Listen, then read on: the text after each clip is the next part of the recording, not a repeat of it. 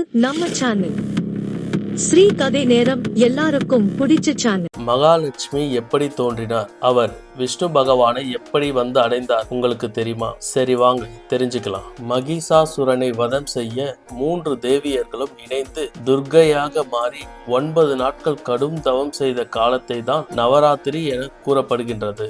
மலைமகள் எனப்படும் பார்வதி தேவி, அலைமகள் என்னும் மகாலட்சுமி, கலைமகள் என்னும் சரஸ்வதி தேவி ஆகிய மூவரும் சேர்ந்த உருவம்தான் துர்க்கை அம்மன். நவராத்திரியில் 4, 5, 6 ஆகிய நாட்களில் மகாலட்சுமியை வழிபடுகிறோம். முன்னொரு காலத்தில் தேவர்களுக்கும் மனிதர்களைப் போல நரை, திரை, மூப்பு, சாக்காடு ஆகியவை இருந்திருக்கின்றன. இதிலிருந்து தேவர்கள் விடுபட வேண்டும் என நினைத்தார்கள்.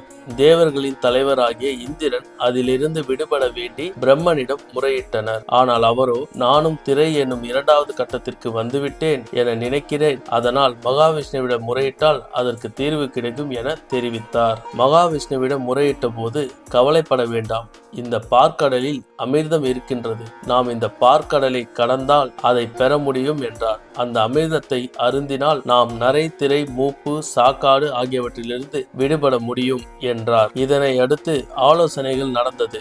தேவர்கள் மட்டும் பார்க்கடலை கடைவது இயலாது. அதனால் அசுரர்களின் உதவியை நாட வேண்டும் என விஷ்ணு தெரிவித்தார். இந்த பார்க்கடலை கடைந்து அமிர்தத்தை எடுக்க மேருகிரி மலையை மத்தாகவும் வாசுகி பாம்பை கயிறாகவும் வைத்து கடைந்தனர். சுமார் 1000 ஆண்டுகள் பார்க்கடலை கடைந்தனர். அப்போது கயிறாக இருந்த வாசுகி நாகம் வலி தாங்க முடியாமல் விஷத்தை கக்கியது. அப்படி கடலில் திரண்டு வந்த ஆழகால விஷத்தை சிவபெருமான் அருந்தி அதை தன் கழுத்தில் நிறுத்தினார். விஷத்தால் அவர் நீலகண்டர் ஆனார். அந்த கடலில் இருந்து அமிர்தம் வெளிவருவதற்கு முன் பல்வேறு பொருட்கள் வெளிவந்தன. அதில் சிந்தாமணி, சூடாமணி, கௌத்துவமணி, மூதேவி, ஸ்ரீதேவி, அகலிகை, காமதேனு, கற்பகமரம், துளசி ஆகியவை தோன்றியது. பார்க்கடலை கடந்தவர்கள் எல்லாம் ஆளுக்கு ஒரு பொருளை எடுத்துக் கொள்கின்றனர். அப்படி அதிலிருந்து வெளியே வந்த ஸ்ரீதேவியான மகாலட்சுமியை மகாவிஷ்ணு ஆட்கொண்டு அவரை மனம் புரிந்து மகாலட்சுமி சமேத மகாவிஷ்ணுவாக அருள் பாவிக்கின்றார். கடலிலிருந்து கிடைத்த